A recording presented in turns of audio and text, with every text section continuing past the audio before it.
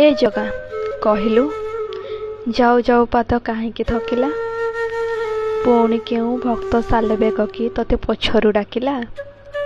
ନା ଠାକୁରାଣୀଙ୍କୁ ମନେଇ ଆସିବାକୁ ବିଳମ୍ବ ହେଲା?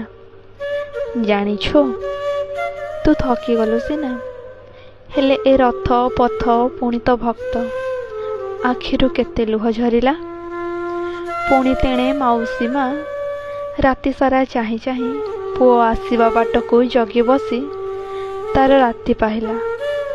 ଦେଉଳ ଭିତରେ ରହିଲେ ବି ନାଟ କରୁଛୁ, ପୁଣି ଏବେ ଦେଉଳୁ ବାହାରି ଆସି କାହିଁ ନାଟ କରୁଛୁ କହିଲୁ? ହଉ ଶୁଣେ, ନାଟକ ସେତିକିରେ ଥାଉ ତୋର।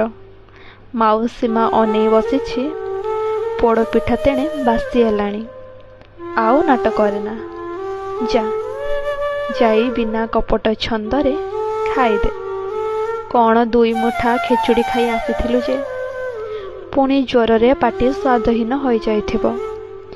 ପୋଡ଼ପିଠା ଖାଇଲେ ଟିକେ ଭଲ ଲାଗିବ। ଯାଇ ଖୁସି ଖୁସିରେ ପୋଡ଼ପିଠା ଖାଇଦେବୁ, ଆଉ ମାଉସୀ ମା କୋଳରେ ଶାନ୍ତିରେ ଶୋଇବୁ। ହଁ, ମନେ ରଖିଥିବୁ, ଆସିବା ବେଳେ ଆଉ ଯେମିତି ନାଟ ନ କରୁ, ବୁଝିଲୁ?